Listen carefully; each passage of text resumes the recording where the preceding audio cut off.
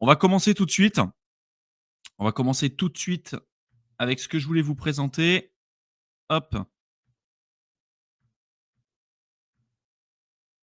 tac, confirmez-moi que vous voyez bien mon écran, les gars. Regardez-moi de mon côté. Tac. Normalement, c'est bon. Vous devriez voir mon écran. Hop, nickel, c'est bon. OK. Donc, je vous représente rapidement là le crypto bubble, mais on vient de passer là sur le mois d'octobre, hein. On est le 1er octobre 2025. On voit que globalement, c'est pas pile au 1er octobre 2025 que tout de suite c'est censé pumper machin.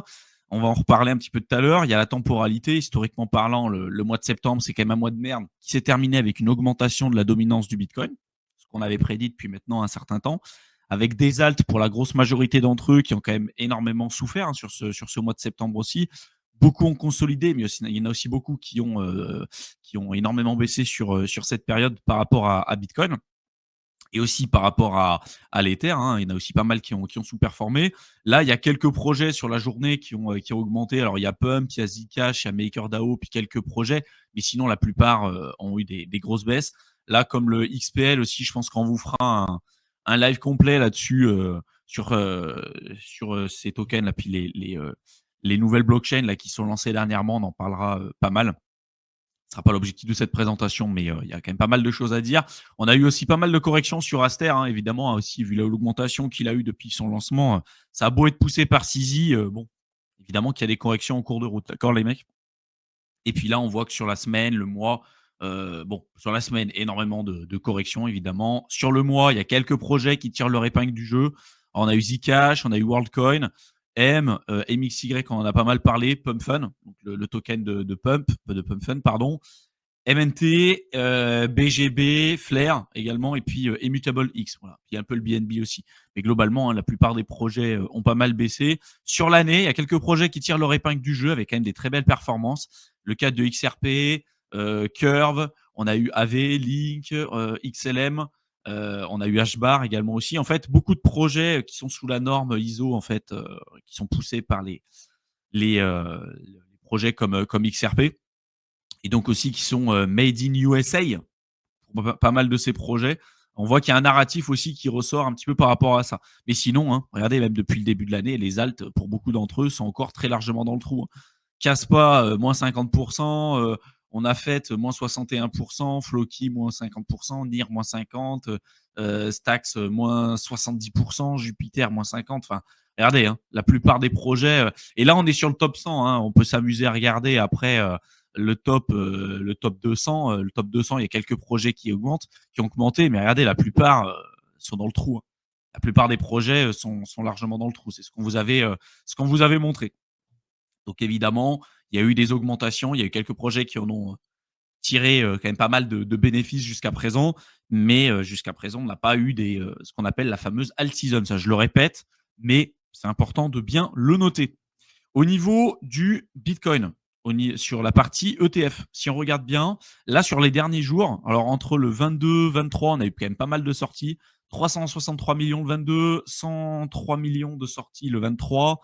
Le 25 et le 26, pareil, des grosses sorties. Et là, dernièrement, on commence de nouveau à avoir des rentrées. Alors, si on regarde au niveau de la courbe, en fait, on a eu une consolidation, hein, si je zoome un peu, regardez, hein, on est vraiment juste en train de consolider. Donc, pour le coup, il n'y a pas de panique à avoir par rapport à ça. Il y a eu quelques sorties, mais on est toujours sur une période d'accumulation avec près de 58 milliards de rentrées nettes sur la partie BTC. Sur l'Ether, c'est un peu plus timide pour le coup. Là, si on zoome un peu, il y a eu quand même pas mal de sorties entre le 22 et le 26 septembre. Regardez, hein. Là, on a eu moins 76 millions de sorties, 140 millions, 79 millions, 251 millions, 248, etc. Là, on repart de nouveau, en fait, comme pour Bitcoin, le 29 et le 30 septembre, on repart un petit peu à la hausse avec une grosse rentrée, clairement, le 29 septembre.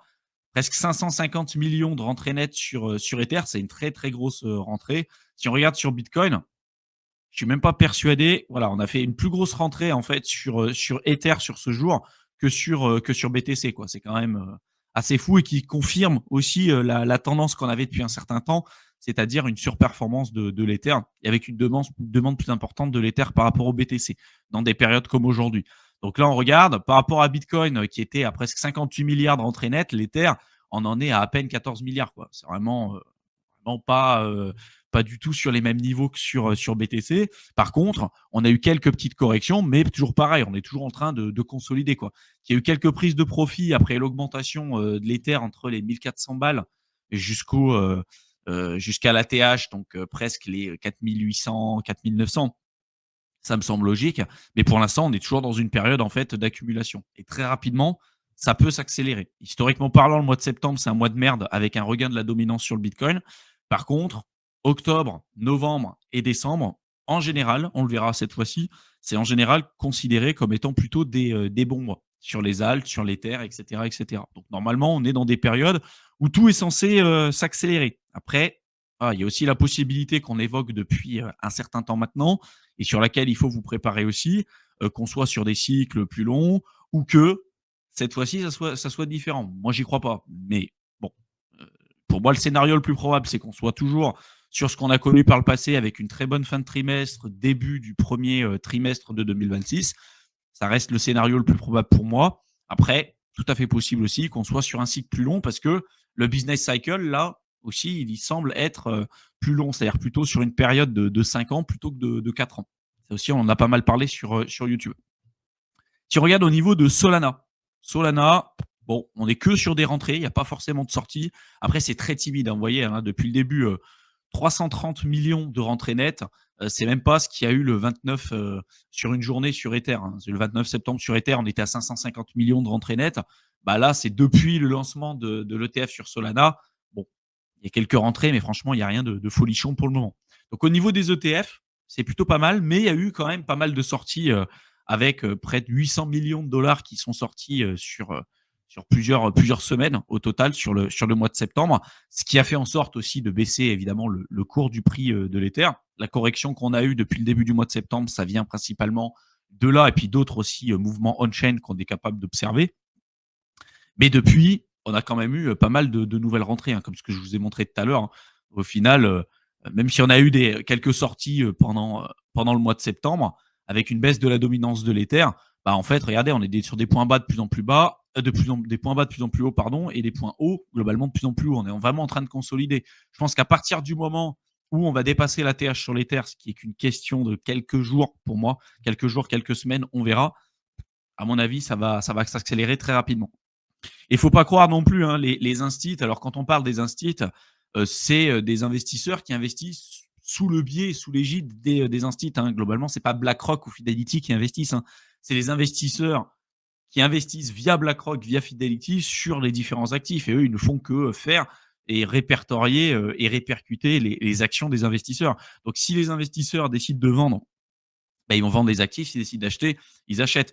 Mais il ne faut pas se leurrer non plus, hein, chez BlackRock, Fidelity et tout, ils sont aussi sujets au FOMO comme les particuliers, hein. C'est exactement la même chose. Donc, et ça, on l'a vu aussi à de très nombreuses reprises, hein. Ce n'est pas que valable sur la partie purement crypto. Donc, franchement, au niveau des ETF, rien de bien folichon. Il y a eu une consolidation du cours. On va le voir au niveau de la dominance là, sur la partie BTC. Si on regarde la bougie en mensuel, si je zoome un petit peu, là, je vous ai mis la dominance en pourcentage du Bitcoin.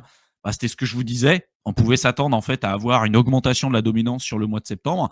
Par contre, là, regardez, on commence à avoir encore nouveau une augmentation. Donc, normalement, historiquement parlant, le mois d'octobre, c'est pas censé être quelque chose d'ultra bullish pour la dominance du Bitcoin, hein. C'est-à-dire qu'on arrive dans des périodes où on est censé, historiquement parlant, avoir une confirmation ou une non-confirmation, on verra, de la continuation de la tendance sur la dominance du Bitcoin. Donc, soit en fait, on a, et là, il y a plusieurs scénarios que je vous disais, un regain de cette dominance et que là, sur le début du mois d'octobre, bah, qu'on ait une continuation, mais que ça s'accélère très très vite. C'est-à-dire que s'il y a une augmentation à faire au niveau de cette dominance, bah, que ça aille très très vite, très très fort et que ça fasse mal très vite, très fort.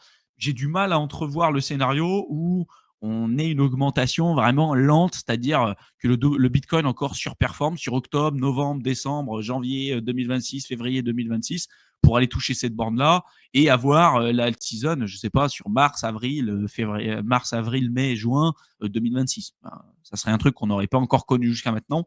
Donc ça me paraît peu probable, bien que ce soit possible également, hein. Mais pour moi, là, le scénario le plus probable, je m'attendais aussi sur le mois de septembre qu'on ait une augmentation plus importante encore de la dominance. Mais être bearish tout de suite, même s'il y a des grosses divergences baissières en monthly depuis maintenant un certain temps, je pense qu'on est quand même sur une structure qui est assez friable. Là, d'un point de vue technique, si vous regardez le RSI, si vous regardez le MACD, si vous regardez tout ça, il y a quand même pas mal de divergences baissières avec ce qu'on observe ici. Donc, le scénario le plus probable sur les prochains mois, prochaines semaines, c'est d'avoir une continuation sur la baisse de cette dominance qui serait positive pour les alts, pour les terres et pour tout ce qui s'ensuit. Mais sur le court terme, évidemment, on peut avoir encore une augmentation de cette dominance. Alors, soit, en fait, ça va s'arrêter, par exemple, ici, et donc on aura une vraie confirmation de la continuation de la tendance, et donc on aura la petite vague haussière juste ici, puis après avoir une continuation à la baisse. Soit on va venir toucher cette borne-là très vite, très fort, et ensuite aller continuer vers le bas. Soit avoir une explosion à la hausse, qui est aussi un scénario qu'on vous avait présenté, comme par exemple là, hein. C'est-à-dire que ce qu'on voit, par exemple, ici, cette baisse qu'on a eue sur 2019, 2020, 2021, par exemple, bah, c'est en fait ce qu'on commence à observer ici. Mais que, regardez ce qui s'est passé après, paf, une augmentation beaucoup plus haute. Et donc peut-être que malgré cette baisse qu'on a eue là pendant un certain temps, pendant quelques mois, qu'on se situe en fait potentiellement ici, qu'on ait cette augmentation. Alors une augmentation qui pourrait monter, peut-être jusque-là ou jusque-là ou jusque-là, on verra, hein. Mais en tout cas une augmentation pour ensuite avoir la vraie, grosse baisse. Voilà. En tout cas, on a quand même bien eu pour l'instant la confirmation en monthly, bah, de la reprise de la dominance, du bitcoin. L'Ether a même sous-performé la plupart des alts sur le mois de septembre. On le verra en termes de dominance aussi.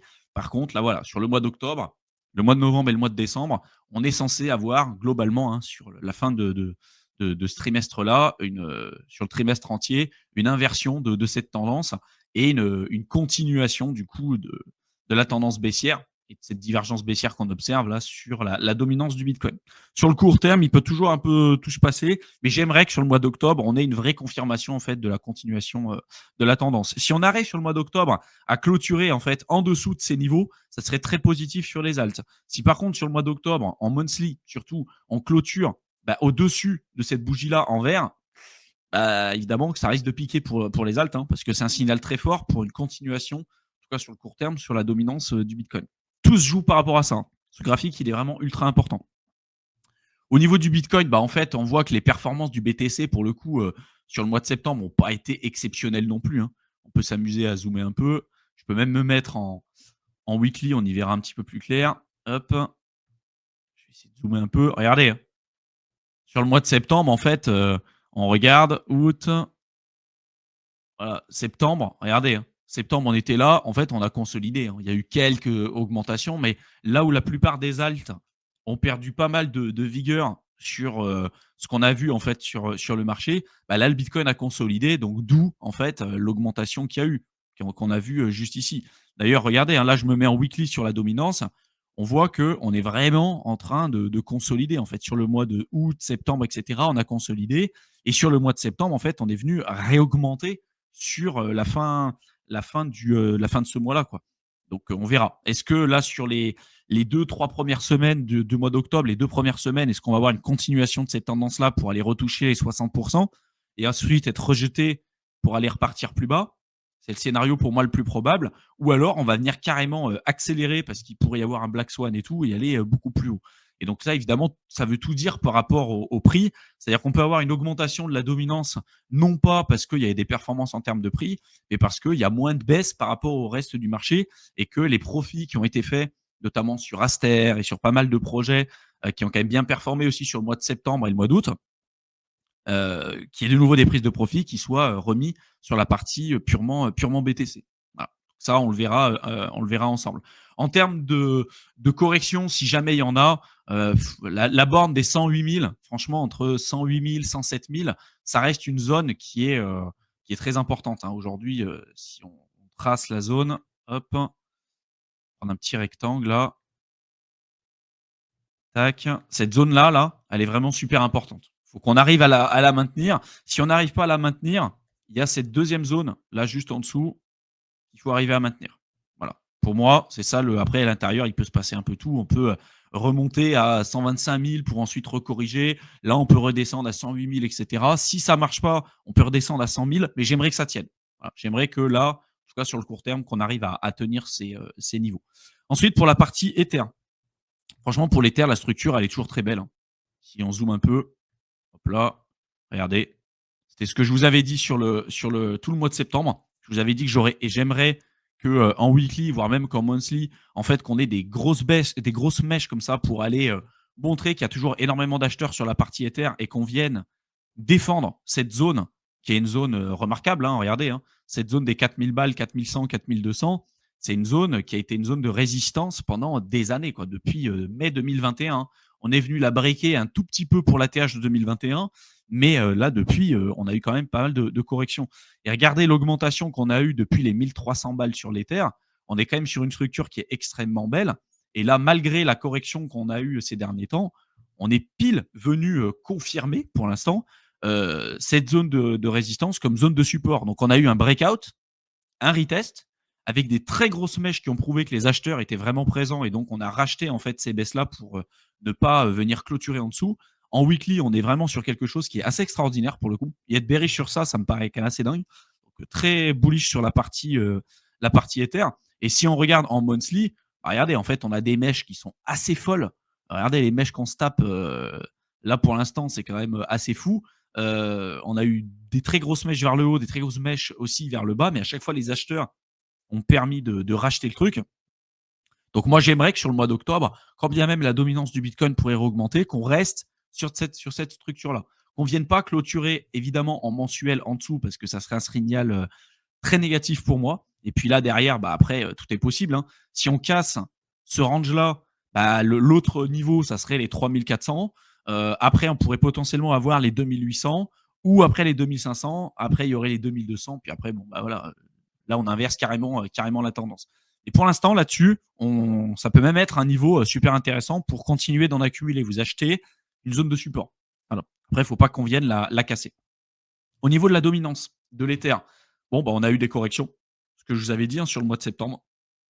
D'ailleurs, on a commencé à l'observer depuis mi-août. Mais depuis mi-août, on a eu pas mal de corrections sur la partie dominance de l'Ether. Alors, ça s'est fait au profit du BTC, mais également aussi au profit des alts. Si on regarde, alors c'est pas cette charte-là, c'est celle-là. Si on regarde les autres, donc les alts par rapport à l'Ether, on avait eu une surperformance de l'Ether de 53% entre avril et août, fin avril jusqu'à mi-août. Donc là, l'Ether a surperformé de près de 55% les alts, évidemment, parce que quand on regarde bah, depuis avril jusqu'à août, en fait, bah, il est passé de 1300 balles à presque 5000. Donc évidemment que ça a joué un rôle qui est quand même super important. Par contre, si on regarde là en weekly, depuis août, donc septembre, etc., jusqu'à la fin de ce mois, bah, là, on a eu une augmentation. Cette augmentation, ça veut dire que les alts, globalement, ont surperformé l'Ether sur cette période. Là, on arrive fin septembre. Pour moi, l'Ether et le Bitcoin sont censés surperformer évidemment les alts et principalement le Bitcoin tant qu'on n'a pas eu une vraie confirmation de la tendance là, baissière et de l'inversion de cette tendance. Parce que pour l'instant, on commence à retrouver un momentum positif sur la dominance. Donc, ce que vous avez vu ici et le soulagement qu'il y a eu sur les alts, bah, en fait, ça vient principalement du fait qu'il y a eu une recrudescence sur les alts et une surperformance des alts par rapport à l'Ether. Si on regarde l'Ether par rapport au Bitcoin, bah, on est toujours sur une très belle tendance haussière. Ça, on est vraiment sur quelque chose d'assez beau. Si on dézoome un peu, regardez, hein, vraiment, on est sur quelque chose de très beau. On est toujours sur des points bas de plus en plus hauts et des points hauts de plus en plus hauts. Juste ici, on pourrait même s'amuser à tracer un canal haussier, en fait, hein, qu'on est en train de garder. Donc, là, sur le mois de septembre, bah, il y a eu une sous-performance de l'Ether par rapport au Bitcoin, ce qui est normal, parce qu'on a eu un regain de dominance, ce que je vous ai montré ici. Donc, on l'observe également là. Et donc, on peut avoir, là, sur le court terme, une baisse encore et une sous-performance de l'Ether par rapport au BTC pour aller toucher cette zone-là et avoir une vraie confirmation, pour y avoir une consolidation et ça serait même plutôt sain, pour ensuite repartir à la hausse. Mais pour moi, on arrive dans des zones de marché où là, on est censé avoir une surperformance globale de l'Ether sur la fin d'année, les alts qui performent, etc. pour rester dans ce qu'on a connu historiquement parlant. Ensuite, si on regarde le total 3 en excluant l'USDT par rapport à l'Ether, donc c'est un peu le même type de graphique que je vous ai montré ici tout à l'heure, hein, avec Other par rapport à l'Ether. Là, je vous ai pris le total 3, donc le marché crypto, on exclut le Bitcoin, l'Ether, l'USDT aussi par rapport à l'Ether. Donc là, voilà, on a eu une surperformance des alts par rapport à l'Ether, mais là, depuis, ça commence de nouveau à corriger. Et je pense que c'est une tendance qui va encore s'accentuer.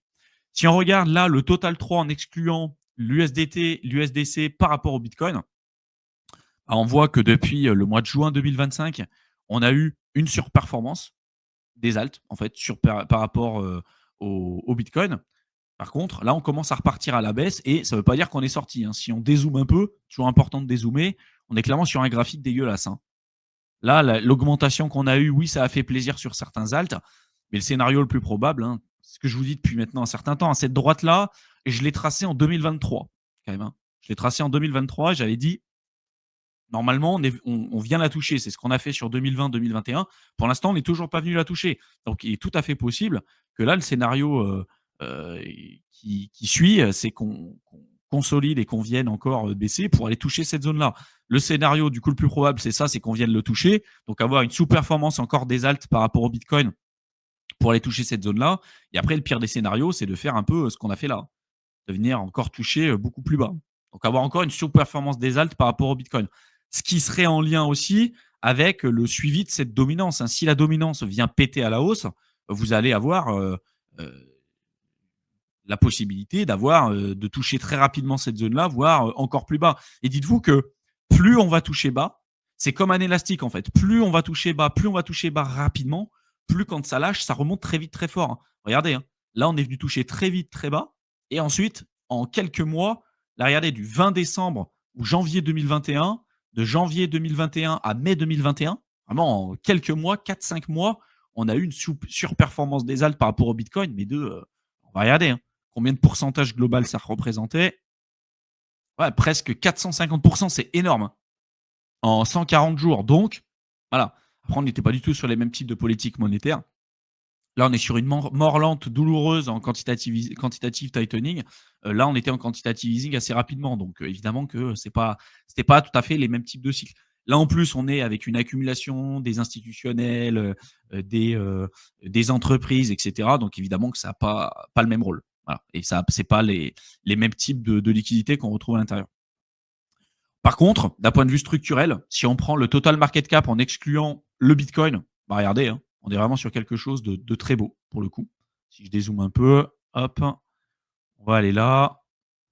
Regardez, hein, on est vraiment sur quelque chose de très très beau. On est en train de consolider en fait sur ce range.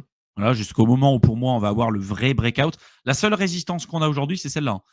Une fois qu'on a pété cette résistance, il y en a plus aucune. Donc après, ça peut vraiment très très vite s'accélérer. Et ce qui est en lien en fait avec la suite logique et normalement, historiquement parlant, avec une fin d'année qui est censée être assez belle pour les alts et pour globalement le marché crypto. Ce qui n'était pas le cas pour le mois de septembre. Même chose si on exclut le Bitcoin et l'Ether. Regardez, on peut très bien venir retoucher cette zone basse, mais pour moi, c'est qu'une question de temps avant qu'on vienne péter cette zone de résistance-là qui est la seule. Si on regarde ça, on est quand même sur un graphique qui est extraordinaire, pour le coup. Si je dézoome, regardez, hein. Là, c'est le total market cap en excluant le Bitcoin, l'Ether et les stablecoins. Pour l'instant, on n'a pas encore fait d'ATH, mais on est quand même sur un triangle de compression avec une borne là, de support depuis 2017. Donc, c'est très, très fort en fait comme signal. Si on se met même en monthly, parce que là, je me mets en weekly, mais si je me mets en monthly, hop, on va zoomer un peu. Regardez, hein, je me mets en monthly, c'est vraiment extraordinaire comme graphique, hein. Ça fait un moment aussi que je vous le montre, celui-ci. Là, évidemment, il y en a toujours qui disent: «Oui, mais regarde, ça peut baisser». Alors oui, ça peut baisser. Si je zoome un peu, voilà, on va vraiment montrer, on peut très bien avoir une baisse là, aller toucher cette zone-là et aller retoucher la bande inférieure. Donc prendre du c'est quand même une baisse importante, hein. Là, on parle quand même, du marché crypto, donc une baisse de 21, ça peut piquer, hein, d'accord, hein. Mais on est quand même sur quelque chose, d'assez extraordinaire. Donc même une baisse de 21, après le scénario le plus probable, bah, c'est qu'on continue à la hausse, hein, et continuer, à la hausse après une fois qu'on a pété juste cette zone de résistance là, qu'on ait un vrai breakout, un retest et ensuite une continuation, bah, en fait tous les graphiques sont en lien avec les potentielles cascades de liquidités, une accélération sur, l'accumulation d'Ether par rapport à Bitcoin aussi, hein, ce qui est un point, très positif. Et quand on regarde, par contre, c'est là où ça lag beaucoup, c'est les alts. C'est-à-dire que si on exclut le top 10, parce que le top 10, on a quand même pas mal profité, hein. On prend Solana, on prend XRP, on prend la plupart des gros projets, on quand même bien profité. Le BNB aussi a très bien profité de ce cycle pour l'instant. Si on exclut le top 10, pour l'instant, c'est pas Jojo, quoi, hein. On a eu des performances depuis le bottom. On n'est pas du tout sur le même type de graphique. Et puis là, on a deux zones de résistance. On a celle-ci à 330 milliards et puis on a l'autre à 440 milliards à peu près.